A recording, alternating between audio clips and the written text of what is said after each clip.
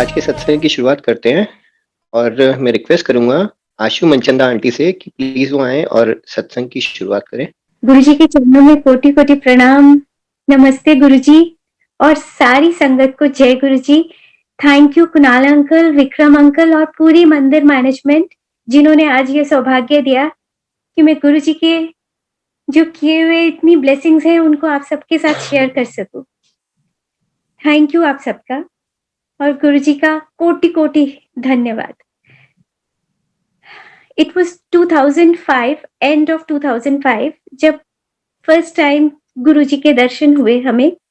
मैं किसी के पास किसी काम से गई थी और वहां पर जाके देखा कि उनका एक्सीडेंट हुआ और उन्होंने हमें गुरुजी के बारे में बताया। गुरुजी का स्वरूप देखा तो देखती रह गई। और जबकि मैं उस फैमिली से बिलोंग करती हूँ जो नॉन बिलीवर इन गुरुज, लेकिन गुरुजी का बुलावा था उस दिन। मैंने बोला मुझे यहाँ जाना है, थर्सडे का दिन था वो। मैं कहा मुझे जाना है यहाँ पर, आप लेके चलेंगे? कहती मेरे को एक्सीडेंट हुआ है, मैं नहीं जा सकता, मैं नहीं ड्राइव कर सकता। मैंने कहा वो कोई इशू नहीं है। मैंने उसी टाइम अपने अंकल को फोन किया, मैंने कहा आप जल्दी से यहाँ पर पहुंचो, मत पूछना कहाँ क्यों, बस हमें जाना है। ये शब्द मेरे मुंह से निकले और ये 4 बजे जब मैं उन अंकल से मिल रही थी और उसके बाद में 6 बजे we were on the way to Empire State. तो इतना शुक्राना कि एक भी दिन गुरुजी के बारे में जानने के बाद मेरा वेस्ट नहीं हुआ। और उसके बाद में हम वहां पर गुरुजी के चरणों में पहुंचे। जब गुरुजी को वहां पर प्रणाम किया, उन अंकल ने बोला, क्योंकि उनका भी थर्ड टाइम था वो मंदिर जाने का, तो उन्होंने बोला जैसे जैसे मैं करूंगा आप वैसे वैसे करना। हमने कहा ठीक है। जब वहां पहुंची तो शब्द चल रहा था, श्वासा दी माला नाल सिमरा में तेरा नाम। और वो शब्द सुनते सुनते कब मेरे ऐसे आंसू गिरने लगे और कब मैं खो गई मुझे नहीं मालूम। क्यों मैं रोती जा रही थी मुझे नहीं मालूम, क्यों मेरे आंखों से रुक ही नहीं रहे थे आंसू। उसके बाद जब गुरुजी को देखा तो देखती रह गई। उनकी वो आभा, वो नूरानी चेहरा, बस it was falling in love with Guruji. उसके बाद में मैंने बोला, मैंने कहा मुझे गुरुजी के बारे में और जानना है। तब उन्होंने मेरे को ओल्गा आंटी से मिलवाया। उन्होंने बोला यही मुझे गुरुजी के पास लेकर आए थे, आप इनसे पूछो। और जो जिस तरीके से उन्होंने मेरे को नरेट किया गुरुजी के बारे में, इट वाज टोटली, मैं नहीं, मुझे नहीं मालूम कि मेरा उस वक्त सरेंडर हुआ कि कब हुआ, मुझे नहीं मालूम, लेकिन बस उसी टाइम कनेक्शन बन गया गुरुजी के साथ में। उसके बाद में मेरे को, मैं गुरुजी से यही, मैंने गुरुजी ने नाम पूछा, पूछा क्या करते हो, मैं और मेरे अंकल थे। उसके बाद में मुझे पता भी नहीं था कि इतना ज्यादा, मैंने गुरुजी को यही बोला, मैंने कहा बस गुरुजी इनको आशीर्वाद दो, क्योंकि उस टाइम हम लोग बहुत ज्यादा प्रॉब्लम्स में से, फाइनेंशियल प्रॉब्लम्स में से निकल रहे थे। तो गुरुजी ने बोला दे दित्ता, ये 2 बार बोला गुरुजी ने, इतना ऊंचा। और मुझे ये भी नहीं मालूम था कि इसका कितना बड़ा सिग्निफिकेंस है तब, क्योंकि फर्स्ट टाइम था। और वो करके, और मैं गुरुजी से बस यही मांग कर आई कि गुरुजी, क्योंकि हमारा घर एम्पायर स्टेट से काफी दूर, तो गाड़ी लेके आना, पेट्रोल इतना लगना, तो मैं कहा बस गुरुजी इतना बख्श देना कि आपके पास आने के लिए सोच ना पड़े। ये मैंने मांगा गुरुजी से उस वक्त। और उसके बाद में, जैसे आप लोगों ने देखा होगा कि कई बार जब हम पेट्रोल पंप पर जाते हैं तो वो लोग वाउचर भरवाते हैं कि ये भर दीजिए, ये भर दीजिए, तो गिफ्ट निकलेगा, ये होगा। तो ऐसे ही मेरे बेटे ने भरा और उसके थोड़े दिनों बाद हमें कॉल आया कि आपका फ्री पेट्रोल निकला है। मैंने कहा नहीं नहीं, वो महिंद्रा क्लब वाले झूठ बोल रहे होंगे, वो फंसाने के लिए ऐसा बोल रहे होंगे, ऐसा कुछ नहीं होता। कभी मिलता है क्या कभी फ्री पेट्रोल? कभी नहीं मिलता। मैं कहा वहां जाने तक के भी पेट्रोल वेस्ट हो जाएगा। तो लेकिन उनका फिर से फोन आया, तो आपका 25 लीटर्स पेट्रोल निकला है फ्री। उसके बाद में मेरे हस्बैंड बहुत इंकरेजिंग रहते हैं बच्चों के लिए। उन्होंने बोला नहीं बेटा चलते हैं, हम चलते हैं, देख कर आते हैं क्या है। वहां पर गए और वहां से उन्होंने मुझे फोन किया कि जितना सुना था उससे भी 3 गुना ज्यादा, 75 लीटर्स। तो गुरुजी ने मेरा कितनी बार का पेट्रोल फ्री कर दिया, मेरा आना जाना। जो मैं बोला था कि गुरुजी सोच ना पड़े आपके पास आने को, तो गुरुजी कैसे दिल की बात जानते हैं, बोल ही नहीं सकते। उसके बाद में गुरुजी की ब्लेसिंग्स हम पर चलती रही और एक बार हर हफ्ते हम जाते थे। एक बार 1 हफ्ता ऐसा हुआ कि हम नहीं जा पाए, कुछ ऐसी प्रॉब्लम्स आ गई कि नहीं जा पाए और वो पूरा हफ्ता मैं वो चारों दिन थर्सडे, फ्राइडे, सैटरडे, संडे मेरा शाम को 6 बजे रोना शुरू हो जाता था कि गुरुजी बुला लो, गुरुजी बुला लो, किसी तरीके से बुला लो। वो चारों कि अब वहाँ पर ये हो रहा होगा, अब लंगर प्रसाद हो रहा होगा, अभी चाय प्रसाद हो रहा होगा, अब ये हो रहा होगा और मैं वो पूरा हफ्ता मैं रोती रही। एट लास्ट गुरुजी ने मुझे दर्शन दिए और दर्शन में ही was wearing maroon T-shirt and cream trousers. उसके बाद ये एम्पायर स्टेट में किचन के गेट के बाहर वहां पर गुरुजी उस वहां पर थे गुरुजी चेस्टर पर और वहां पर उन्होंने मुझे दर्शन दिए और जब मैं नेक्स्ट टाइम गई गुरुजी के पास तो गुरुजी ने वही मरून टी-शर्ट और क्रीम ट्राउजर्स पहने हुए थे। देख के मैं हक्की बक्की कि गुरुजी इन्हीं कपड़ों में आपने मुझे दर्शन दिए थे और मेरे से पूछा था कि तू आई क्यों नहीं पिछले हफ्ते? तो मैंने तब यही जवाब दिया कि गुरुजी आप सब जानते हो मैं क्यों नहीं आ पाई। और जब मैं वहां पर पहुंची और हम कमले लोग हैं ना, पगले लोग, हमें क्या मालूम कि गुरुजी तो सब जानते हैं। मैं उनको बताने की कोशिश कर रही थी और रोती जा रही थी कि गुरुजी इन्हीं कपड़ों में आ रहे, इसी जगह आपने मुझे दर्शन दिए थे। तो कितना सुंदर वो मोमेंट था और गुरुजी इतना ब्लश करते और स्माइल करते हुए दूसरी तरफ फेस कर लिया। उसके बाद और जब मैं आई थी गुरुजी के पास में तब मेरा जो राइट हैंड था वो फ्रोजन था। उसमें बिल्कुल मूवमेंट नहीं रह गई थी और मैं जब डॉक्टर को दिखाया तो उसने बोला कि आपका तो ये ऑपरेट करना पड़ेगा, ये किसी भी कीमत पर फिजियोथेरेपी से नहीं ठीक होगा। तो तब इतनी प्रॉब्लम्स और थी, तो मेरे को ये था कि नहीं मेरी पहले वो प्रॉब्लम्स ज़्यादा बच्चे जो हैं वो मेरी फर्स्ट प्रायोरिटी है। उनका क्योंकि उस टाइम वो बड़े हो रहे थे, मेजर क्लासेस आ रही थी उनकी, तो ये मैं अपना टाले जा रही थी। लेकिन एक शब्द चलता है ना, बिन बोलिया सब किछ जानदा किस आगे कीजिए अरदास। कब वो मेरा 1.5-2 महीने में ठीक हो गया गुरुजी के पास आने के बाद, बगैर किसी भी चीज़ के। मैं जान ही नहीं पाई और उसके बाद जब मैंने रियलाइज़ किया तो आई वाज़ अमेज़्ड और आज तक देख लीजिए इतने साल हो गए हैं, कभी कोई प्रॉब्लम नहीं आई। क्योंकि जो गुरुजी जब ठीक करते हैं तो उसमें कभी-कभी कोई भी दोबारा वो प्रॉब्लम आती नहीं। उसके बाद गुरुजी ने मेरे को एक और दर्शन दिए कि वो हमारी गाड़ी में बैठे। तब हमारे पास 800 हुआ करती थी और उस गाड़ी में वो पिछली जो ड्राइविंग सीट के पिछले वाली सीट है उस पे बैठे हैं, उसमें बैठे हैं। मैं सुबह उठी, मैं गई, गाड़ी गई, उस जगह मैंने जहाँ उनकी ज़रूरत थी मैंने वंदना करी कि गुरुजी कितनी भाग्यवान की ये गाड़ी कि जिसमें आप बैठे हो। क्योंकि सुना यही था ना कि गुरुजी के दर्शन जो है, जो ड्रीम वाले दर्शन वो भी डिवाइन दर्शन होते र और एक्चुअली में गुरुजी ने उस गाड़ी को इतना ब्लेस किया क्योंकि हम इतने प्रॉब्लम्स में से थे, कभी हम उसको मेंटेन नहीं करते थे, कुछ नहीं करते थे। टायर्स हमारे रून होते जा रहे थे, लेकिन उसमें इतनी नई संगत गुरुजी के दर्शनों को गई है कि कभी भी हम उसमें 5 लोग भी नहीं, हमारे 6 से ऊपर ही लोग होते थे, 7 और कभी-कभी तो 8 भी हुए। कभी कोई छोटा मतलब टीनेजर बच्चा या कुछ ऐसे गोद में बिठा के ऐसे-ऐसे, लेकिन मजाल है कि वो आते-जाते टायर वो कोई भी पंचर हो जाए, क्योंकि अगर हमें ये था कि कहीं पंचर हुआ, तो वो टायर बेचारा पंचर वाला भी अपनी जान को रोएगा कि इसमें है क्या जो हम इसको मैं ठीक करूँ। लेकिन कभी भी नहीं, मंदिर आते-जाते चाहे वो वो है पत्थरों वाला पथरीला रास्ता है, वो डग-डग हो रही है गाड़ी लेकिन मजाल है वो पंचर हो जाए। और उसमें बहुत बार ऐसा हुआ, अंकल बोलते थे कि देखो पेट्रोल की सुई हिल ही नहीं रही है, हिल ही नहीं रही है। बगैर पेट्रोल की गुरुजी ने उस गाड़ी को चलाई गुरुजी ने कराई और उसके बाद में उस वो जो गुरुजी के पास आने से पहले वो गाड़ी एवरेज देती थी हमें 14 और उसके बाद धीरे-धीरे मैं पूछती थी, मैं कहा ये आप क्या कैलकुलेट करते हो? कहते हैं यार मेरे को समझ में नहीं आ रहा कि गाड़ी इतनी ज़्यादा एवरेज कैसे दे रही है।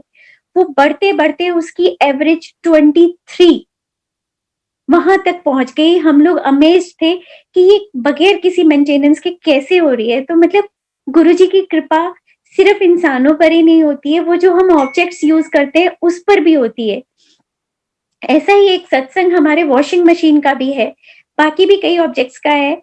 उसमें भी क्या हो गया था, ऑटोमेटिक वॉशिंग मशीन थी, उसने पानी लेना बंद कर दिया। तो वो मेरी थोड़ी हाइट पर रखी हुई वॉशिंग मशीन है, तो और मेरी आई एम शॉर्ट हाइटेड, तो उसके बाद में अंकल उसमें पानी डालते थे कि वो चल रही थी और बस पानी ऊपर से डालना पड़ता था। लेकिन वो कुछ टाइम के बाद में अंकल ने भी गिव अप कर दिया, यार मेरी कमर थक गई है, गुरुजी आप इसको ठीक कर दो। ऐसा बोला और उसके बाद में मशीन ने पानी लेना स्टार्ट कर दिया। मतलब कैसे-कैसे सुनते हैं गुरुजी, छोटी-छोटी बातें, दिल की बातें, हमारी जो चीज़ें हैं उनको भी कितना ब्लेस करते हैं। तो कितना भी हम शुकराना करें गुरुजी का वो कम ही है। उसके बाद में मेरा जो इन-लॉ, मेरी ननद और एक बड़ी ननद के जो हस्बैंड हैं जिया जी, उनको माउथ कैंसर हुआ और ये एट अ टाइम ये 2006 नवंबर की बात है। वो जो सेकंड नंबर वाली सिस्टर इन लॉ है, उनको हार्ट अटैक हुआ। तो मैंने गुरुजी से दोनों के लिए अरदास करी कि गुरुजी उनके ऊपर कृपा करो। अभी बच्चे छोटे हैं, सेट नहीं हुए, प्लीज़ कृपा करना गुरुजी। और दोनों ही बिल्कुल ठीक हो गए उनके ऊपर में। और इसका मैं कंटिन्यूटी में जय जी का सत्संग आपको मैं बताती हूँ, क्योंकि तब हमने ये रियलाइज़ भी नहीं किया था कि गुरुजी ने ही कृपा करी है उनके ऊपर में, वो मेरी अरदास स्वीकार करी है। क्योंकि जब अभी 2015 में उन्हीं जया जी को मैसिव हार्ट अटैक हुआ, उनकी ओपन हार्ट सर्जरी हुई, जो शायद सक्सेसफुल नहीं रही। तो बहुत ज़्यादा क्रिटिकल सिचुएशन हो गई। मैंने फिर उनके लिए गुरुजी को अरदास की, तो गुरुजी का जवाब आया, 10 साल मैं दे चुके। तब मैंने कैलकुलेट किया कि एक्चुअली में पूरे 10 इयर्स हो गए, वो वाली ब्लेसिंग्स के बाद में अब। तो ये हुआ कि उस टाइम भी वो गुरुजी की ब्लेसिंग्स ही थी, जिनसे वो बचे थे। तो गुरुजी का तो जितना भी हम शुकराना करें, वो कम ही है। उसके बाद में ये अब आया 2007। 2007 में मेरा बेटा, उसका 12th क्लियर हो गया और वो कॉमर्स लाइन से था। उसने जॉइन किया बीकॉम, लेकिन कहता है कि मम्मी मेरे को तो पायलट बनना है। उसका चाइल्डहुड ड्रीम था कि उसको पायलट बनना है। लेकिन हम ये बोलते थे उसको कि बेटा तेरे को कहाँ से लगता है कि हम ये सब कर पाएँगे? क्योंकि इतनी ज़्यादा प्रॉब्लम्स चल रही हैं। कहता है आप थोड़ी करोगे, गुरुजी करवाएँगे। उसको इतना ज़्यादा विश्वास था, उसका इतना ज़बरदस्त सरेंडर था गुरुजी के ऊपर में कि उसने बोला नहीं, मम्मा गुरुजी बनाएँगे मेरे को। और उसके बाद में टेलीपैथिकली मेरे को गुरुजी ने दिखाया एम्पायर स्टेट में बैठे हुए कि उन्होंने मेरे बेटे ऋषभ का हाथ एक अंकल के हाथ में पकड़ाया कि लेफ्ट हार्ट एनू पायलट बना दे। और उसके बाद में मेरे को वो अंकल ने कई 3-4 सालों के बाद कि गुरुजी ने उनको फिज़िकली बोला था कि इसको पायलट बनाना है। तो कितनी बड़ी कृपा है गुरुजी की। और उसके बाद में इंडियन स्टैंडर्ड्स, बाहर वाले स्टैंडर्ड्स के हिसाब से तो ज़रूरी नहीं होती है फिज़िक्स, तो लेकिन इंडियन स्टैंडर्ड्स के हिसाब से फिज़िक्स कंपल्सरी था, मैथ्स एंड फिज़िक्स। मैथ्स तो इसका हो चुका था 12th में, लेकिन फिज़िक्स नहीं था। तो मैंने बोला कि बेटा तेरी तो फिज़िक्स ही नहीं है। तो बोला कोई बात नहीं, तू एलिजिबल ही नहीं है बेटा पायलट बनने के। तो कहता कोई बात नहीं, मैं 11th-12th की फिज़िक्स करूँगा। तो मैं, और ये नॉर्मल रहा बच्चा, ये स्टडीज़ में कभी भी इतना ज़्यादा वो नहीं रहा। बड़ा बेटा मेरा बहुत अच्छा था, लेकिन ये नॉर्मल इसकी स्टडीज़ थी। तो इसने 11th-12th की फिज़िक्स सिर्फ़ 2-3 महीने की ट्यूशन्स के साथ इसने cleared with flying colours, practical भी क्लियर किया। जो बच्चे 11th-12th पढ़ते हैं, कई बारी उनके इतने अच्छे मार्क्स नहीं आते, जितने अच्छे मार्क्स इसने लेके पास किया सिर्फ़ 2 महीने पढ़ के। तो ये सिर्फ़, मैं ये नहीं कहती वो उसकी मेहनत थी, ये गुरुजी की कृपा थी। उसके बाद में उसका उन्होंने बोला कि आप इसको इंडिया में नहीं करा के इसको बाहर भेज दो। और कनाडा बात हुई, वहाँ पर इसका एडमिशन हुआ, वहाँ पर इसके लिए इसको भेजा। और सब यही बोलते थे कि जिस तरीके से हमारी फाइनेंशियल प्रॉब्लम्स चल रही थी कि नहीं-नहीं इसका तो वीज़ा ही नहीं लगेगा, इसका तो ये होगा, वो होगा। लेकिन अगर गुरुजी की मर्ज़ी हो तो सब कुछ हो जाता है। सब कुछ पॉसिबल हो जाता है। इसका लोन बहुत ईज़िली हो गया, लोन पीरियड गज़ब का हो गया इसका। इतना लंबा लोन पीरियड नहीं होता, जितना लोन अमाउंट भी हम हैरान रह गए कि इतना कम अमाउंट कैसा आ रहा है इसका रीपे करने का। क्योंकि उस वक़्त गुरुजी को पता था कि ये हमारी अभी पोज़ीशन इतनी ही है रीपे करने की, तो उस वक़्त में गुरुजी ने पता नहीं कैसे उनके कंप्यूटर में मिस्टेक हुआ कि हमारा वो लोन रीपे का अमाउंट बहुत कम था। बाद में उन्होंने बोला, तब तक गुरुजी की कृपा बहुत हो चुकी थी, तब हमें कोई दिक्कत ही नहीं थी इसका बाकी अमाउंट पे करने का। और उस वक़्त में कोई दिक्कत नहीं आई।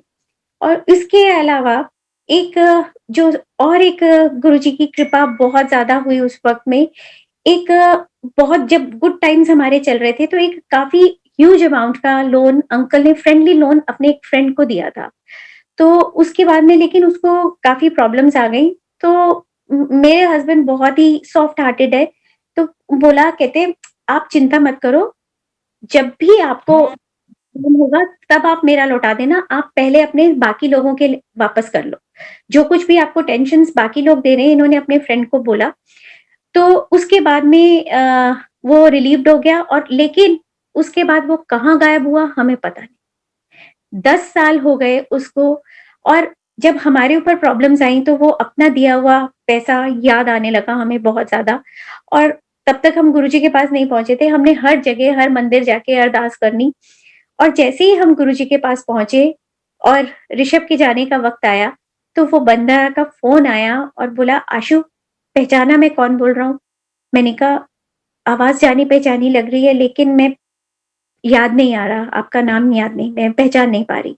लेकिन जानी-पहचानी आवाज़ लग रही है, मुझे लगता है मैंने आपसे बात करी हुई है।" तो तब उन्होंने अपना नाम लिया कि मैं पीयूष बोल रहा हूँ और मैं वो हूँ जिसके लिए तुमने बड़ी अरदासें करी हैं। मैं तुम्हारा सिर्फ़ लोन वापस करने आया हूँ। तो कहते हैं, "मनचंदा जी कहाँ हैं?" मैंने कहा, "वो तो उदयपुर गए हैं।" कहते हैं, "उनको फ़ोन करके बोल देना भगोड़ा वापस आ गया।" इमेजिन ये कौन कर सकता है?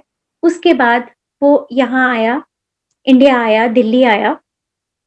और उसके बाद में वो हमारे साथ गुरुजी के पास में भी कई बारी गया। और उसके बाद हमारा लोन वापस करने के बाद वो कहाँ गायब हो गया वेरी नेक्स्ट डे। क्योंकि जब वो हुआ तो मेरे हस्बैंड ने बोला, "चलो पीयूष जी, अब ये सारा खत्म हो गया, कल आप और हम डिनर इकट्ठा करेंगे, आप आ जाना।"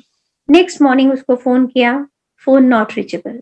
उसके घर गए, फ़ोन, उसका घर लॉक्ड। उसके बाद में वो बंदा कहाँ गायब हो गया, हमें नहीं मालूम। आज तक हम उसको ट्रेस नहीं कर पाए, कहीं पर भी। तो ये ऐसी कृपा है कि गुरुजी कैसे बच्चों का काम कराने के लिए उन्होंने क्या नहीं करवाया। जो लोग हमें ये बोला करते थे कि मनचंदा भूल जा, तेरे कभी बच्चे का वीज़ा लगेगा। मेरे बैंक में तो 65 लाख रुपया पड़ा है। मेरे बच्चे का वीज़ा तो यूँ लगेगा। चुटकी मारते हुए, तेरे बच्चे का वीज़ा नहीं लगेगा। लेकिन कृपा गुरुजी की, इनकी कृपा थी, उस बच्चे का वीज़ा लग गया और उनके बच्चे का वीज़ा आज तक नहीं लगा। उसके बाद में जब ऋषभ वहाँ पर पहुँचा, तो शुरू-शुरू में वो उसके साथ जब वो प्लेन उड़ा रहा था, उसके साथ एक एक और बच्चा बैठा था। वो मेन पायलट था और ये उस टाइम को-पायलट था। और उसने कोई बड़ी भारी मिस्टेक कर दी और प्लेन जाके एकदम से डज़ल डाउन ग्राउंड पर टच हुआ। मतलब इस तरीके से हुआ कि वो पूरे लैंडिंग गियर्स टूट जाने चाहिए थे। लेकिन उस वक़्त में सिर्फ़ ऋषभ के मुँह से यही आवाज़ निकली, "गुरुजी! बचा लो।" और कुछ नहीं हुआ उन लैंडिंग गियर्स को। और उसके दोबारा से टेक ऑफ करके वो, क्योंकि अगर उस वक़्त में वो लैंडिंग गियर्स टूट जाते, तो पूरी लाइफ टाइम के लिए इसका भी लाइसेंस कैंसल और उसका भी। चाहे ये को-पायलट था, इसके हाथ में कोई कमांड नहीं था उस वक़्त में, लेकिन प्रो दोनों के लिए आनी थी। उसके बाद में चलता रहा इसकी, ऋषभ का वहाँ पर पायलट ट्रेनिंग।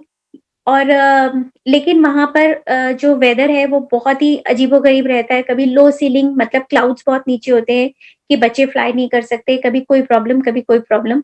तो और कभी थंडरस्टॉर्म है, कभी बहुत ज़्यादा विंडी है, क्योंकि जो इस तरीके के प्लेन्स होते हैं वो छोटे होते हैं, तो नहीं उड़ाए जा सकते।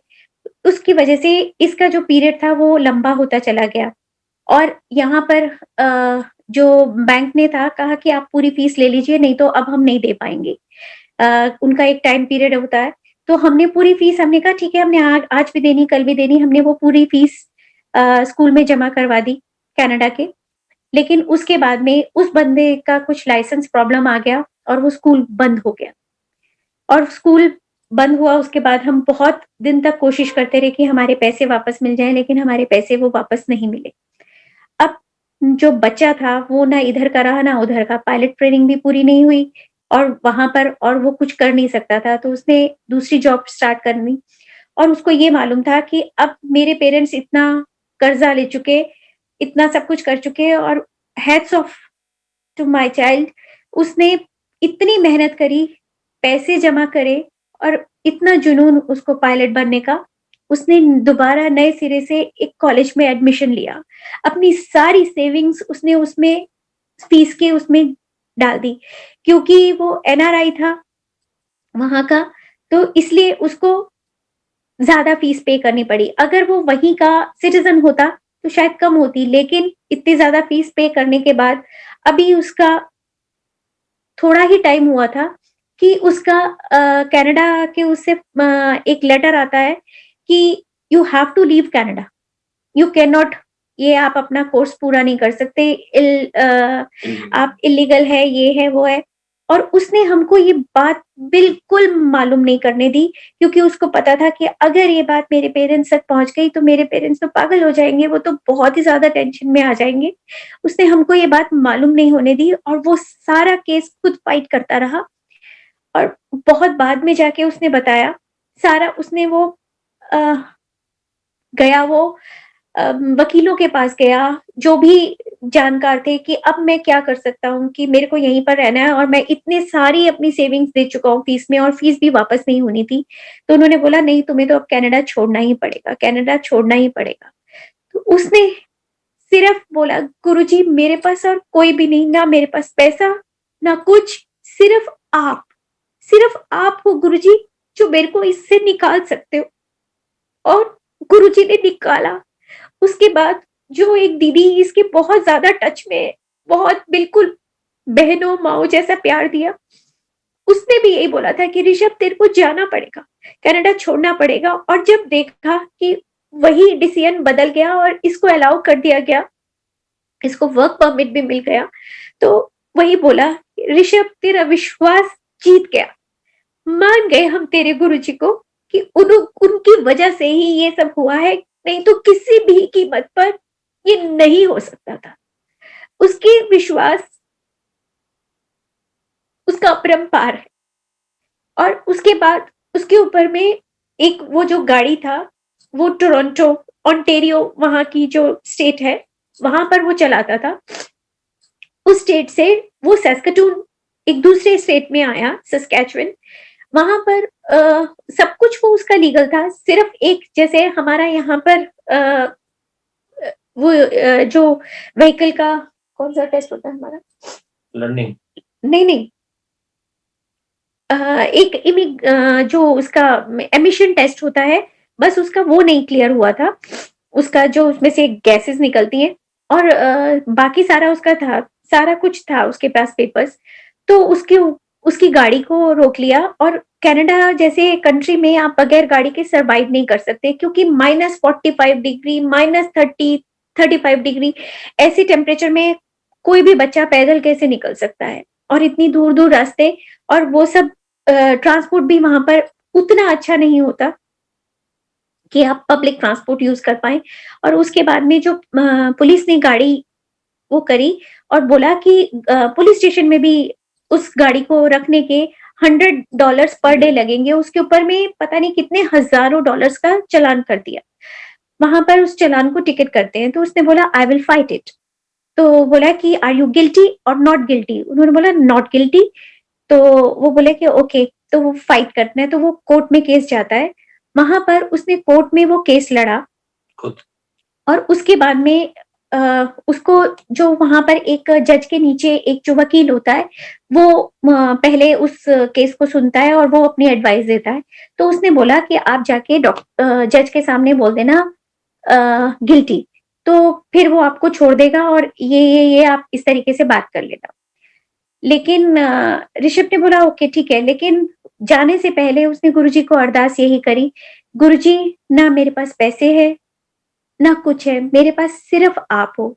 आप ही मेरे वकील, आप ही मेरे जज, आप ही मेरे सब कुछ। आपको पता है मैंने कोई गलत काम नहीं किया।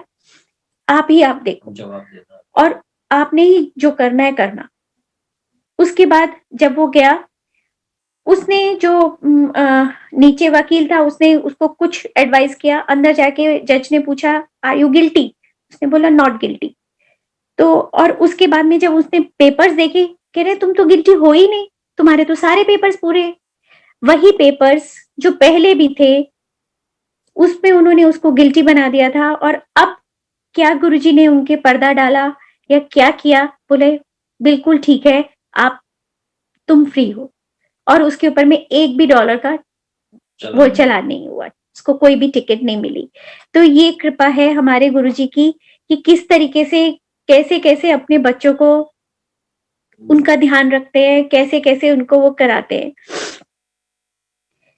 उसके बाद में ये तो इस बीच में टाइम गुरुजी ने लीला कर ली और लीला करने के बाद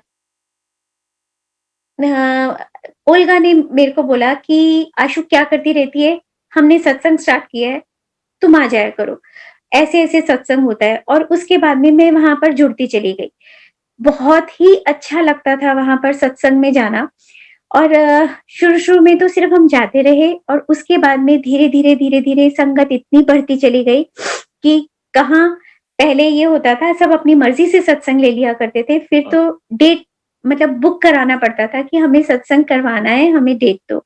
तो पहला सत्संग जो मुझे डेट मिली वो था 2009 11 दिसंबर।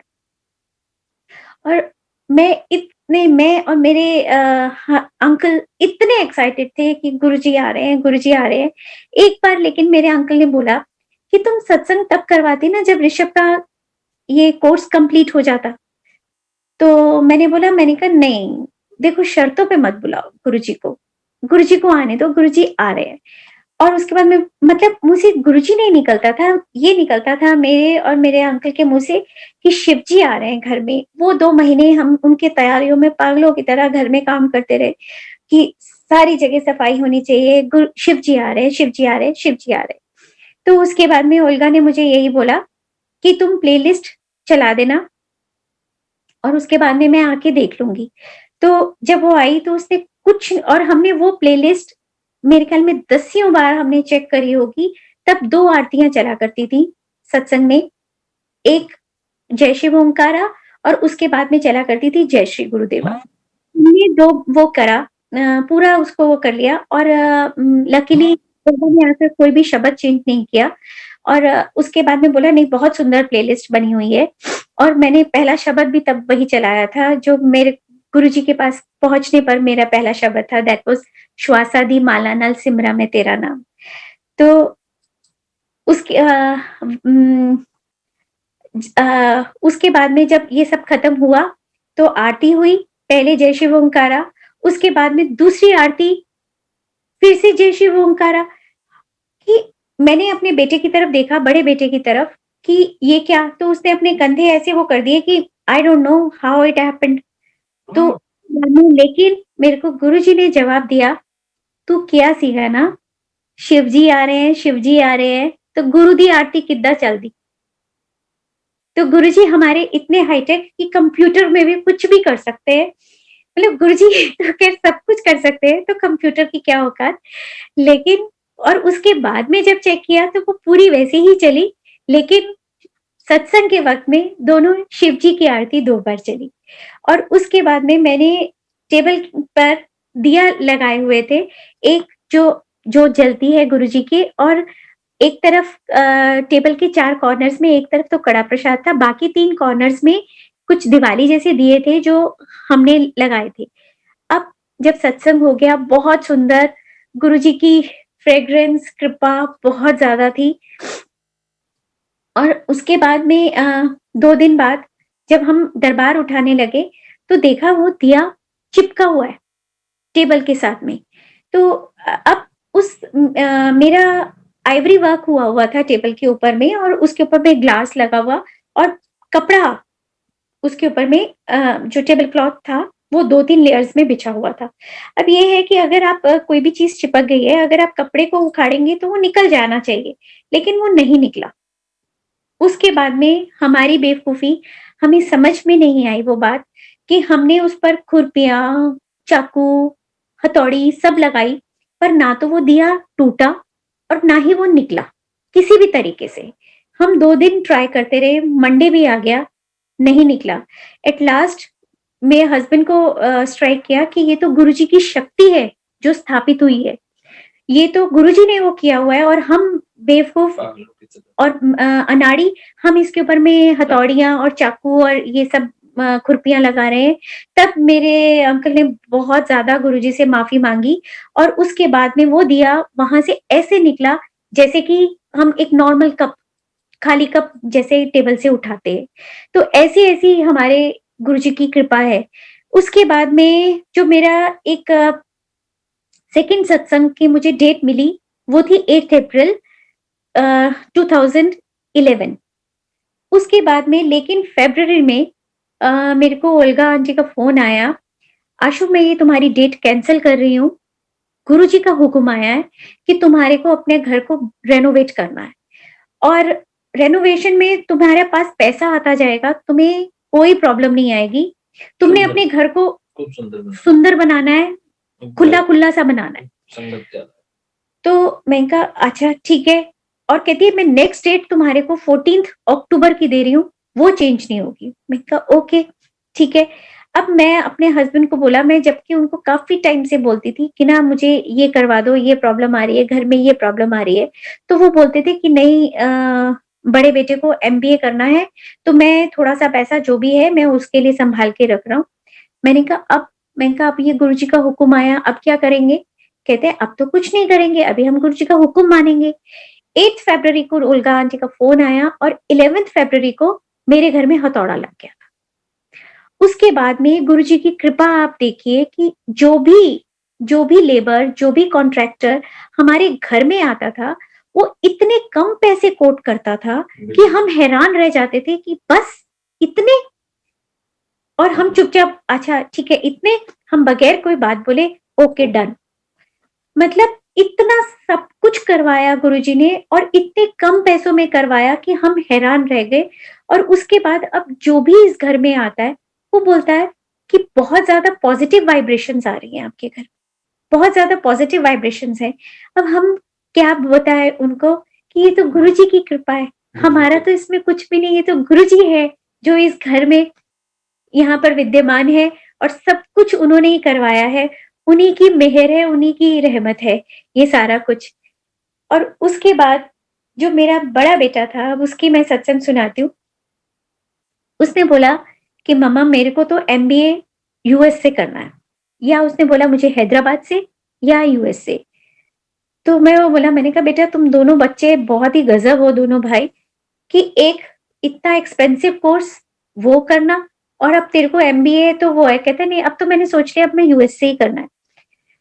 तो लेकिन मेरा वो छोटे बेटे का भी मैंने आपको जो पायलट बनने के लिए गया था, उसकी आपको इतना बताया, लेकिन वो इतना एनकरेजिंग, उसने बोला मम्मा आप इसको बिल्कुल नहीं रोकोगे। उसने इसके एडमिशन में उसने अप्लाई किया, उसने उसके एडमिशन के इनिशियल डिपॉजिट्स में उसने इसके भर दिए। ये कौन करवाने वाला? गुरुजी। और उसके बाद में मैं नहीं जानती कि कैसे इसकी, और मेरे को बोला बेटे ने कि मम्मा गुरुजी को अरदास करो मेरा वीज़ा लग जाए। तो मैंने कहा नहीं तुम अपनी अरदास खुद करो, सबका अपना 1 टू 1 कनेक्शन है। तो बोले नहीं, नहीं आप करो, आप करो। तो मैंने जाके गुरुजी के आगे अरदास करी। मैंने कहा गुरुजी अगर इसके लिए अच्छा है यूएस जाना, इसका वहाँ पर पढ़ना, इसके आगे फ्यूचर के लिए अच्छा है, तब वीज़ा लगवाना, नहीं तो नहीं।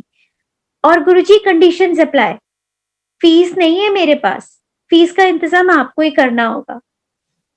मैंने ये बात गुरुजी को बोली और उसके बाद में जब ये वीज़ा के इंटरव्यू के लिए गया, तो वहाँ पर देखा कि एक विंडो पर 5 में से 4 रिजेक्शंस हो रहे थे। तो इसने मन में अरदास करी गुरुजी को, गुरुजी मेरा इस विंडो पे नाम ना आए। खड़ूस बनता है। क्योंकि ये बहुत खड़ूस है, तो 5 में से 4 को रिजेक्ट कर रहा है। तो तब गुरुजी ने उसको बोला, कमलिया वीज़ा ओने नहीं मैं लाना है और उसी विंडो पे उसका आया नंबर आया और इसका वीज़ा लग गया और ये वहाँ पर गया।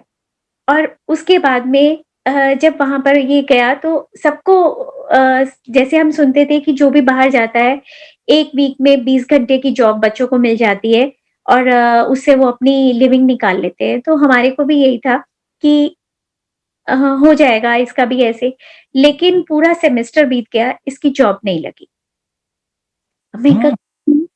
मैं कहा आप कितने इम्तिहान लोगे? ये भी नहीं, तो गुरुजी का भी यही जवाब था कि फीस तो मैं दे रहा हूँ ना, फिर तू क्यों चिंता कर रही है? और ये काफ़ी इंटेलिजेंट मेरा बेटा, तो मेरे को बहुत मन होता था कि मन में हसरत थी कि ना कभी तो ये स्कॉलरशिप मेरे को लाके दिखाता, मेरा मन खुशी से वो हो जाता, भर जाता, ये मेरे को स्कॉलरशिप कभी तो लाके दिखाता। लेकिन इसकी वो जो मेरे मन की हसरत थी, जो किसी को भी नहीं मालूम, वो इसने मेरी वहाँ पर गुरुजी ने यूएस में पूरी करी। इसको गुरुजी ने वो जॉब दी असिस्टेंट प्रोफेसर की, इसको स्कॉलरशिप भी मिली और इसको असिस्टेंट प्रोफेसर की जॉब भी मिली। गुरुजी ने कहा मेरा बच्चा छोटी-मोटी नौकरी थोड़ी करेगा, मतलब वड्डी करेगा। और उसके बाद में जब जॉब के लिए हो रहा था तो वो भी मुझको बहुत चिंता हो रही थी। पगले हैं हम लोग, कमले हैं हम लोग, जो गुरुजी के होते हैं हम लोग चिंता करते हैं कि इसकी जॉब लग जाए नहीं तो इसको वापस आना पड़ेगा, इसको जॉब लग जाए नहीं तो वापस आना पड़ेगा। तो वहाँ पर इसने अब किस-किस कंपनीज़ में अप्लाई किया ये तो यही जानता है। लेकिन जिस कंपनी में इसको जॉब मिली, वहाँ पर जिस जॉब के लिए इसने इंटरव्यू किया, उन्होंने वो बोला कि हमें आप इतने अच्छे लगे हो कि हम आपको उससे हायर पोस्ट ऑफर कर रहे हैं। जिस पोस्ट के लिए इसने वो किया था और उसी पोस्ट उससे हायर पोस्ट इसको दी और उन्होंने बोला आप कितना सैलरी एक्सपेक्ट कर रहे हो? तो इसने जो बोला उन्होंने बोला डन। तो ये बोलता कहता मैं इससे शायद ज़्यादा भी बोलता तो मुझे ज़्यादा भी मिल जाती। मैंने कहा कोई बात नहीं, जो गुरुजी दे रहे हैं बहुत बढ़िया दे रहे हैं। बहुत हैप्पी। उसके बाद में 2014 हाँ, एक है कि जब ये जाने वाला था यूएस, वो एक क्योंकि मेरे बहुत सारे सत्संग मेरे सत्संग के उससे कनेक्टेड हैं। 31 जुलाई इसके शुक्राने का सत्संग हमने करा कि ये यूएस जा रहा है, उससे पहले 2012 की बात है ये, 31 जुलाई। और उस दिन अगर किसी को याद हो तो नॉर्दर्न ग्रिड फेल हो गई थी और मेट्रो तक बंद हो गई थी। पूरे नॉर्दर्न इंडिया में लाइट नहीं थी। तो और सत्संग अनाउंस हो चुका था, बोल चुके थे, हम सबको मैसेज कर चुके थे और शाम को 7 बजे का सत्संग था। उस वक़्त में मैंने गुरुजी को अरदास करी, गुरुजी तुहाडा सत्संग तुहाडी पूरी शान नाल होना चाहिदा। जो करोगे तुसी की करोगे, तुसी पूरे ब्रह्मांड नू संभाल के बैठे हो, ए नॉर्दर्न ग्रिड दी की औकात है। एंड एग्जैक्ट 6:45 बजे लाइट आ गई, एसी भी चले, सब कुछ हुआ और गुरुजी ने एक मैसेज मुझको पहले दे दिया था ऋषभ के थ्रू कि संगत बहुत ज़्यादा आएगी, आपसे नहीं सँभलेगी। और एग्जैक्टली उस दिन मेरे घर में, छोटे से घर में, मेरा क्या घर है वो गुरुजी का घर है, इतनी संगत थी जैसे मंदिर में फंक्शंस वाले दिन हो जाता है, उसी तरीके से ऐसा था कि माथा टेकने वालों का लाइन बंद ही नहीं हो रही थी। और पूरे जुलाई का महीना और सारा कुछ सब लोग बोले कि संगत बहुत ज़्यादा हो गई है, मेरे को ना चादरें दे दो और दरी दे दो ऊपर बिछाने के लिए छत पर, टेरेस पे। लेकिन मैं कहाँ से देती, मैं यहाँ पर जब अंदर आई तो देखा हर उसके साथ में, जैसे एम्पायर स्टेट में हम लोग बिल्कुल क्रॉस करके बिल्कुल टाइट-टाइट बैठा करते थे, तो बिल्कुल वैसा ही हाल था। हर बंदा बिल्कुल टाइट-टाइट एकदम वो है, अलमारियाँ खुलने की गुंजाइश ही नहीं थी। तो कहाँ से वो निकली और कैसे वो अरेंज हुई मेरे को नहीं मालूम और ऊपर छत में लोगों को बिठाया गया। 100 से ऊपर बंदा छत के ऊपर में था और लाइट भी संगत ने कहाँ से अरेंज करी और पंखा तो चलाया गुरुजी ने। इतनी ठंडी हवा की ज़रूरत ही नहीं पड़ी वहाँ पर। और उसके बाद में लेकिन कोई कमी नहीं हुई। मेरे को घबराहट हो रही थी कि ना जब रिफ़िल कर रहे थे लंगर को, तो मैं ना सेवादारों के कान में जाके बोलूँ, "प्लीज़ सब पहले मैंडेटरी दे दो, उसके बाद आप रिफ़िल करना। पहले मैंडेटरी जो है कि 2 चपाती, सब्ज़ी, मीठा ये सब दे दो, उसके बाद में वो करना।" सब मुझे बोले सेवादार, "आंटी चिंता ना करो, गुरुजी बैठे हैं।" और हकीकत में संगत जी कहीं पर लंगर की कोई कमी नहीं हुई। और उसके बाद में भी जब मैंने देखा तो पूरे मेरे ड्रम्स के ब्रिम पूरे भरे हुए थे। ब्रिम मतलब वो जो साइडों-साइडों में भरा हुआ था, और जब मैंने उनको खाली करा तो डेढ़-डेढ़ किलो के पतीले मेरे भर गए। बहुत सारी संगत साथ भी लेके गई, पूरा खा के भी गई। मुश्किल से 50 चपातियाँ और बनी होंगी। तो इतनी कृपा है गुरुजी की कि क्या हम बताएँ। एक सत्संग हुआ, मेरे कोइंसिडेंटली मेरे दोनों बच्चों का बर्थडे इकट्ठा एक ही दिन का आता है। 2 साल का फ़र्क है, लेकिन 2 साल 9 मिनट का फ़र्क है, लेकिन एक ही दिन के हैं वो दोनों। उस 19 जून के। तो अब दोनों बच्चे मेरे बाहर। तो ये होता है कि माँ कैसे मनाए बच्चों का अपनी उसकी खुशियाँ अपने बच्चे की, तो सिर्फ़ सत्संग। तो मैं सत्संग किया, किसी को नहीं बताया मैंने कि हाँ, मेरे बच्चों का बर्थडे। सत्संग किया, तो एक रजनी आंटी हैं, जो काफ़ी कनेक्टेड रहती हैं गुरुजी के साथ में, वो आईं। तो वो जबकि लेट आईं, 12:30 का सत्संग था, लेट आईं। और उसके बाद में जब सत्संग खत्म हो गया, तो उसके बाद में उन्होंने मुझे बुलाया, "आशु आंटी इधर आइए।" मैंने कहा, "हाँ जी।" कहते, "आज आप ਤੁਹਾਡੇ ਬੱਚਿਆਂ ਦਾ बर्थडे है?" मैंने कहा, "हाँ जी।" कहते, "दोनों बच्चों का?" मैंने कहा, "हाँ जी।" कहते, "गुरुजी कह रहे हैं बच्चियाँ दी लख-लख बधाइयाँ।" कहते, तभी मेरे को डाउट हुआ कि गुरुजी बच्चियाँ क्यों कह रहे हैं? तो मैं निहाल हो गई, मैं इतनी खुश कि गुरुजी कैसे एक्नॉलेज करते हैं इस बात का कि जिस उसके लिए रखा, तो वो गुरुजी ने वो बधाइयाँ देके मेरी झोली खुशियों से भर दी। बहुत-बहुत, बहुत-बहुत शुक्राना गुरुजी। उसके बाद में एक सत्संग, मैं कभी भी हम अपनी एनिवर्सरी वाले दिन सत्संग नहीं कराते, तो पता नहीं क्यों ऐसा हो जाता है। तो 15th अक्टूबर को हमारी एनिवर्सरी आती है, तो एक बारी बच्चों ने बोला कि इस एनिवर्सरी पे मम्मा आप दोनों सत्संग अपना आप लोग सत्संग कराओ। मैंने कहा अच्छा, ठीक है। तो हमने किसी को नहीं बताया था कि ऐसा है। और लेकिन पता नहीं क्यों जो संगत आई उस उन्होंने बोला कि आंटी आज कुछ है। तो मैंने कहा नहीं कुछ नहीं है। पूछा अंकल का बर्थडे नहीं, मेरा बर्थडे नहीं, सारा कुछ पूछा। एट लास्ट पूछा कि आपकी एनिवर्सरी, तो अब दरबार में बैठे हुए गुरुजी के सामने झूठ नहीं बोल सकती थी, तो मैंने बोला हाँ। तो उन्होंने जो गुरुजी के चरणों में हार वो हुए थे, तो उन्होंने बोला कि सत्संग ओवर होने के बाद में कि आप दोनों एक-दूसरे को जयमाला पहनाएँगे। तो मेरी वही सिस्टर इन लॉ जिसका हार्ट सर्जरी हुई थी, हार्ट अटैक को गुरुजी ने ब्लेस किया था, वो भी थी, उनकी फैमिली भी थी, हस्बैंड भी और बेटा भी, वो लोग सुबह से आए हुए थे। और जैसे सत्संग में होता है कि फ़ोन बंद कर देते हैं, तो ऐसे ही उनके बेटे ने भी फ़ोन बंद कर दिया था। और उस दिन फर्स्ट टाइम नहीं मतलब फर्स्ट टाइम तो नहीं, अंकल ने मेरे से पूछा कि मैं क्या पहनूँ आज? तो मैंने कहा शादी का दिन है, तो मैंने कहा अच्छा आज आप पिंक शर्ट पहन लो। लेकिन जब ये पहन कर आए तो ग्रीन। तो उस टाइम सत्संग शुरू होने वाला था, तो मैंने पूछा क्या और पहन के क्या आए? मैं खुद से मैंने व्हाइट एंड पिंक कलर का पहना हुआ था सूट। तो उसके बाद में जब वो उन्होंने जयमाला करवाई, तो वो जो टाइम था, वो था 2:51 का, 2:51 का। जब उन्होंने वो संगत ने हमारी जयमाला करवा दी, वो जो हार थे एक्सचेंज करवाए, तो उस टाइम वो फ़ोटो क्लिक हुई और उसके बाद में सत्संग हो गया, सब कुछ हो गया। शाम के वक़्त में जो मेरी सिस्टर इन लॉ का बेटा, उसने अपना फ़ोन ऑन किया, तो उसके एलुमनी एक ग्रुप बना हुआ है। उसके फ्रेंड ने, जो उसके स्कूल फ्रेंड, वो कलकत्ता के हैं, मेरी सारे इन-लॉज़ कलकत्ता के रहने वाले हैं।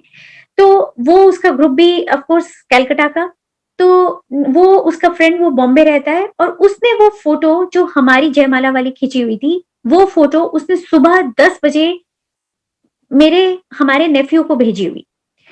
तो उसने बोला, "मामा ये आपकी फ़ोटो यहाँ कैसे आई?" "हमें कैसे मालूम होगा? ये तो तुम्हारे सामने खींची है अभी।"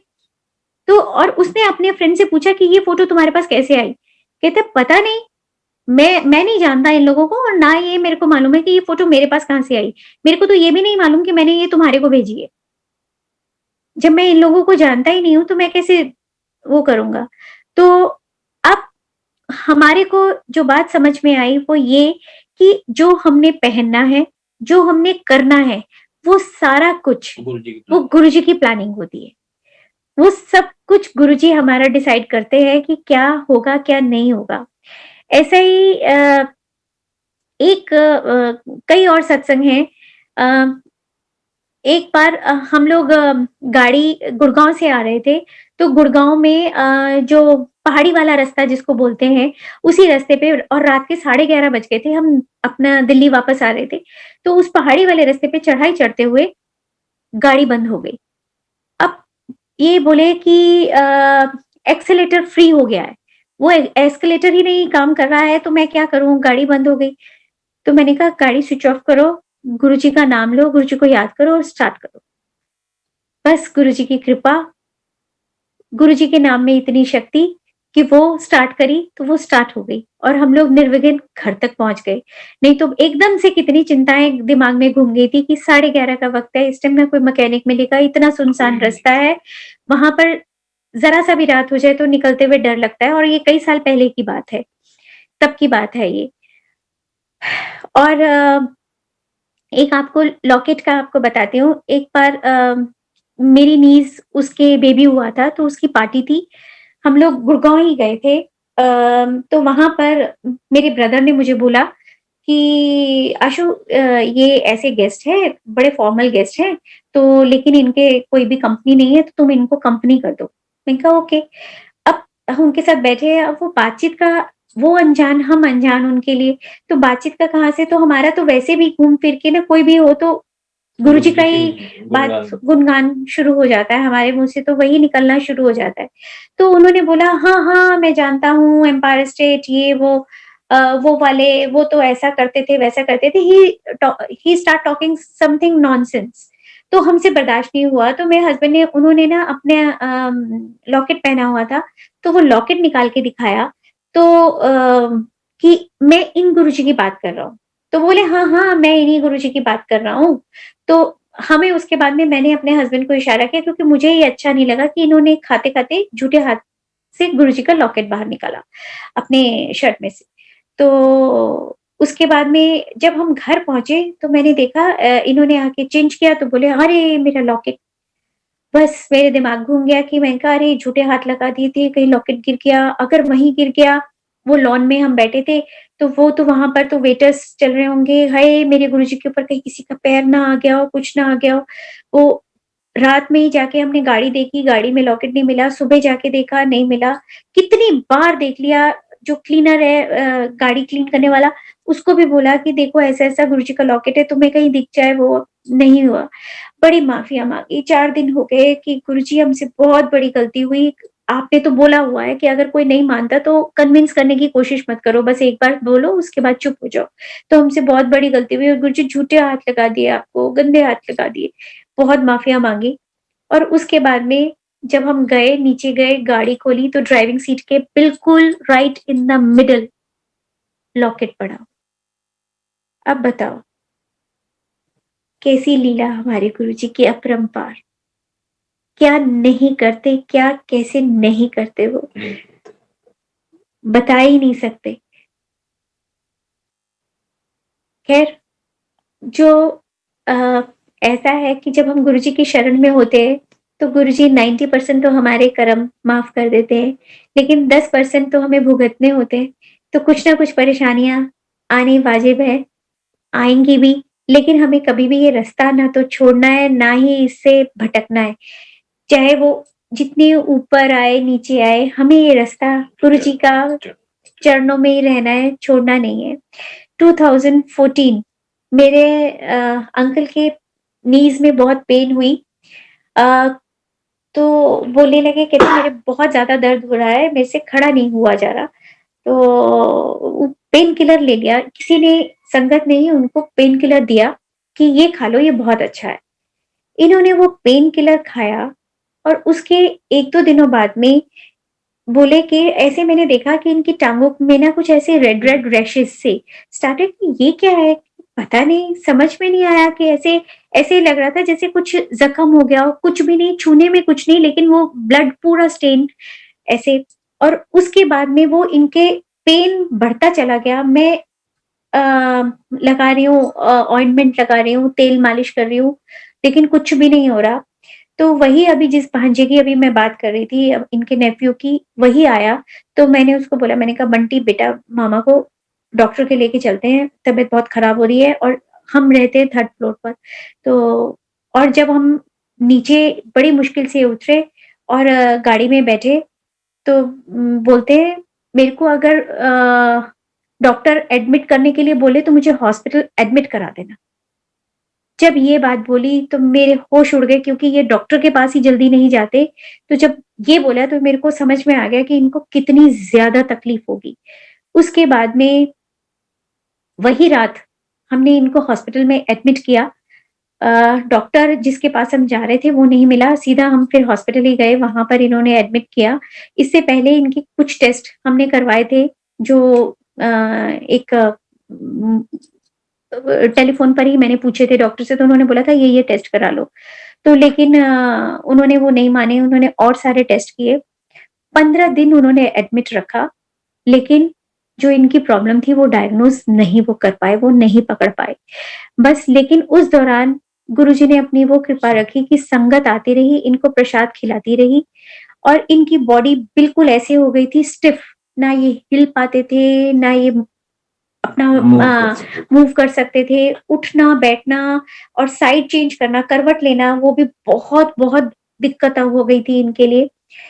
उसके बाद में 15 दिन के बाद में मैं उस प्रॉब्लम पूछने के लिए क्योंकि वो बोले कि और वो जो पैचेज़ थे, वो जो मैं आपको बता रही हूँ, ऐसे ऐसे लग रहा था कि ना ब्लड जो है वो वेन्स में से ooze आउट होके पूरे पैचेज़ बन गए थे, पूरी बॉडी पर बनते जा रहे थे। चिंता बहुत होती जा रही थी, घबराहट बहुत होती जा रही थी, तो ना मैं कुछ पूछने के लिए उस डॉक्टर के पीछे गई और वो गुरुजी ने मुझे सुनवाना था, वो समझ में आ गया कि वो गुरुजी ने वो कुछ वो बोल रहा था जैसे आजकल के डॉक्टर्स होते हैं कि छिल उतारने वाले, बिल्कुल वो ये कहता है कि कितना काटना है इस पेशेंट को, इतना काट दूँ, ये कर दूँ? मैंने कहा मैं हमारे को छुट्टी कर दो, हमें और नहीं रहना है। ये कोई फ़र्क नहीं पड़ रहा है, अब हम वो करेंगे। तो उसने बोला अच्छा आप ऐसा करिए कि एक ये टेस्ट और करवा लीजिएगा। 15,000 का टेस्ट उसने वो बोल दिया। तो मैंने कहा डॉक्टर साहब ये तो कोई घर आके तो करेगा नहीं, ये तो हमें लैब जाना पड़ेगा और आपको मालूम है हम 3rd फ्लोर पर रहते हैं। कहते हैं हाँ, लेकिन करवाना तो आपको पड़ेगा। उसके बाद मैंने कहा अच्छा कोई बात नहीं हम करवा लेंगे, हम आप हमें छुट्टी दीजिए हम करवा लेंगे। हम घर आए, वो डॉक्टर हमारे पीछे पड़ गया आप ये टेस्ट कराओ और मुझे समझ में आ गया कि इस टेस्ट का कोई रेलेवेंस नहीं है क्योंकि उसका आजकल गूगल बहुत हेल्प कर देता है, मेरे बच्चों ने बहुत हेल्प किया। उसके बाद में मेरे बच्चे उस वक़्त में बड़ा कनाडा, छोटा यूएस और बड़ा यूएस, छोटा कनाडा सॉरी। तो उम, मेरा छोटा बेटा नहीं आ सकता था, उसका पासपोर्ट रिन्यू होने के लिए गया हुआ था, बनने के लिए एक्सपायर हो गया था और बड़े उसके फाइनल्स के एग्ज़ाम्स सिर पर। उसने बोला मम्मा मैं 1 वीक के लिए आ सकता हूँ। तो बड़ी हिम्मत करके मैंने बोला जबकि मुझे उस वक़्त में बहुत ज़रूरत थी बच्चों की, क्योंकि ना मैं इनको उठा सकती थी, ना कुछ बीइंग अ लेडी मैं इतनी हिम्मत ही नहीं कर सकती थी कि ये बिल्कुल उठ ही नहीं पा रहे, तो मैं कैसे उठाऊँ इनको बेड से, टॉयलेट भी कैसे लेके जाऊँ? लेकिन उस वक़्त में सिर्फ़ और सिर्फ़ हेल्प करी संगत ने। ये गुरुजी का परिवार, यही है हमारा असली परिवार। जो गुरुजी बोलते थे कोई रिश्तेदार काम नहीं आएगा, ये जो परिवार मैं तुम्हारे लिए छोड़ के जा रहा हूँ ना, यही काम आएगा और एग्ज़ैक्टली वही हुआ। जो ये गुरुजी का परिवार है, एक ढींगरा फैमिली, उनका बेटा शगुन, उसने मेरे बच्चों से बढ़कर काम किया। मेरे उनको इतना ज़्यादा हर टेस्ट में, हर हेल्प में उन्होंने पूरी फैमिली ने वो किया। उसके बाद में और एक मीनू आंटी, मंजू आंटी, उनके हस्बैंड्स, नवीन अंकल, विजय अंकल, वो लेके गए कि आपका डायग्नोस ठीक नहीं हुआ, हम आपको दूसरे डॉक्टर के पास लेके चलते हैं। और उससे पहले मैं अरदास करती रही गुरुजी को, गुरुजी कोई इंडिकेशन दे दो, इलाज सही हो रहा है तो कोई इंडिकेशन दे दो, लेकिन कोई इंडिकेशन गुरुजी की तरफ से नहीं आ रहा था। बस सिर्फ संगत आती थी, प्रसाद खिलाती थी। और उसके बाद में वो आए, वो बोले कि एक डॉक्टर है, आप उसके पास चलो। बड़ी मुश्किल से दोबारा से 3rd फ्लोर से नीचे उतारा अंकल को और हम लेकर गए फोर्टिस हॉस्पिटल नोएडा। वहां पर जब मैं उतरी तो गुरुजी की खुशबू, मुझे समझ में आ रहा था कि ये कुछ अच्छा होने वाला है, अब सही होने वाला है। और जब हम डॉक्टर के पास गए, वहां पर गुरुजी की खुशबू। उसके बाद में डॉक्टर ने बोला कि जो वो पिछले हॉस्पिटल में हो रहा था, वो उसने बोला कि नहीं-नहीं, तब उन्होंने बीमारी का नाम बोला था, कोई पर्पुरा है। तो बोले नहीं, नहीं, नहीं, नहीं, नहीं, it's a small vessel cutaneous vasculitis, it's a vasculitis, it's not purpura. तो फिर भी उन्होंने कन्फर्मेशन के लिए बोला, मैं आपके यहाँ वेट कर रहा हूँ। आप ये जाओ, इस डॉक्टर के पास जाओ, स्किन स्पेशलिस्ट, इसके पास करवा के आओ और वो हो जाएगा। हम उसके पास गए और इमेजिन वो डॉक्टर इतना स्वीट कि उसने तब तक हमारी वेट करी और बोला, और मेरे जितने भी मेरे पास पैसे थे, वो सारे उस 15 दिन के इनके एडमिशन में वो सारे मेरे खत्म हो गए थे। लेकिन मेरा ये संगत ऐसी थी कि उन्होंने बगैर मेरे को माँगे, बगैर मेरे कुछ भी बोले, वो आते थे, मेरे पर्स में पैसे डाल जाते थे। लेकिन वहाँ पर उस डॉक्टर ने, वो सही में गुरुजी का भेजा हुआ देवदूत था। उसी ने वो बोला, कहते कि ना आप इतने तकलीफ में हैं कि आपका इलाज यहाँ पर एडमिट करवा के रहना होना चाहिए आपको यहाँ पर, लेकिन आप इतना टॉर्चर पहले ही सह चुके हैं कि हम आपका इलाज घर से ही करेंगे। अब बताओ, ये तो गुरुजी जानते थे ना मेरे पास सारे पैसे अब खत्म हो चले। तो ये गुरुजी ही करवा सकते थे, नहीं तो फोर्टिस में कोई डॉक्टर बगैर एडमिट कराए इलाज करा दे, वो भी इतने ज़्यादा प्रॉब्लम में कि जहाँ ना ये उठ सकते थे, ना बैठ सकते थे, ना चल सकते थे। तो बोल रहा है कि घर से इलाज, ये सिर्फ़ और सिर्फ़ मेरे गुरुजी की कृपा। और उसके बाद में वो डायग्नोज़ ठीक हुआ, उसके बाद में ये घर आए, लेकिन एक जो बीमारी इतनी ज़बरदस्त ट्रिगर कर गई थी, उसका इलाज शुरू होने में और थोड़ा-सा अभी उसका फ़र्क पड़ने में टाइम तो लगना था। उसके 2 दिन बाद बेरी अंकल आए, जो बहुत पुरानी संगत है। तो उन्होंने आके देखा कि अंकल की बहुत बुरी कंडीशन है, तो उन्होंने बोला, "आंटी आप वेट क्या कर रहे हो? आप चलो अभी इसी टाइम हॉस्पिटल।" दोबारा से वो हमें हॉस्पिटल लेके गए और वो जो ढींगरा अंकल, वो कहाँ से आ गए, क्योंकि उनके बेटा शगुन मेरे पास था। उसने अपने पापा को फ़ोन कर दिया, वो अपने सारे काम छोड़कर वो हॉस्पिटल में शगुन, ढींगरा अंकल, बेरी अंकल, मैं और मेरे अंकल, राज अंकल, ये हम सारे। और उसके बाद में वहाँ पर डॉक्टर ने शगुन वो बाहर वेट करता रहा और फिर दोबारा गुरुजी की खुशबू, पूरी साथ-साथ हमारे साथ में। और वहाँ पर उसने वो देखा और उसने बहुत हौसला दिया और उसने बोला कि कोई बात नहीं, आप टेंशन नहीं लो, अभी आप पेन से रिलीव हो जाओगे। और बोला अंकल को कि अंकल नहीं, वो बोला कि मिस्टर मनचंदा, मैं आपको 10 में से 10 नंबर दे रहा हूँ, आपको इतनी प्रॉब्लम्स है लेकिन आप फिर भी 4 बता रहे हो। और उसके बाद में मैंने बोला, मैंने कहा डॉक्टर साहब ये कुछ खाते नहीं है। कहते बढ़िया-बढ़िया खाना बना के खिलाना, जैसे नई-नई शादी में बना के खिलाती थी। मैं हैरान कि ये वो डॉक्टर ऐसे बोल रहा था, उसका वे ये था जैसे गुरुजी बोलते थे। समोसा खिला, जलेबी खिला, लेज़ के चिप्स खिला। मैं शॉक्ड कि इतनी भयंकर बीमारी में वो ये बोल रहे हैं। मैंने कहा डॉक्टर साहब आप स्टेरॉइड्स दे रहे हैं, स्टेरॉइड्स में नो सॉल्ट, नो शुगर। कह रहे वो सब मैं 15 दिन में सँभाल लूँगा। तो ये खिला। और उस वक़्त में वो ढींगरा अंकल, हमारा घर 3rd फ्लोर पे मैंने बताया, वो ढींगरा अंकल ग्राउंड फ्लोर पर रहते हैं। वो डॉक्टर उनकी तरफ टर्न हुआ, उनको बोलता है, "आप तो ग्राउंड फ्लोर पर रहते हो ना? आज आपको लड़ाई करना पड़े, झगड़ा करना पड़े, कुछ भी करना पड़े, आप ये घर वापस नहीं जाएँगे। आप इनको अपने घर लेके जाना।" और मेरे लिए बोला, "she is very lonely lady." मैंने तो उससे अपनी कोई फैमिली डिस्कस नहीं करी थी, मैंने तो नहीं बोला था कि मेरे बच्चे यहाँ नहीं हैं, कुछ नहीं। अब बताइए, वो डॉक्टर था, या सिर्फ गुरुजी? जिस वे में वो बोला था कि वो सब मैं 15 दिन में सँभाल लूँगा, जैसे गुरुजी बोलते हैं, वो टोन, वो एग्ज़ैक्ट। और मुझे बोला, "ये जो आज आपके साथ आए हैं ना", डॉक्टर बोल रहा है, "ये जो आज आपके साथ आए हैं ना, और जो परसों आए थे आपके साथ, इन्होंने ही काम आना है।" तो मैंने कहा, "डॉक्टर साहब, ये मेरा गुरु फैमिली है।" कहते हैं, "हाँ, हाँ, यही फ्रेंड्स आपके, इन्होंने ही काम आना है, रिश्तेदारों ने काम नहीं आना।" आप बताइए, कौन डॉक्टर ऐसा बोलेगा? वो सिर्फ और सिर्फ गुरुजी थे। और उसके बाद मैं हम बहुत कमले हैं, बहुत चीज़ को अपने स्टैम्प करना चाहते हैं।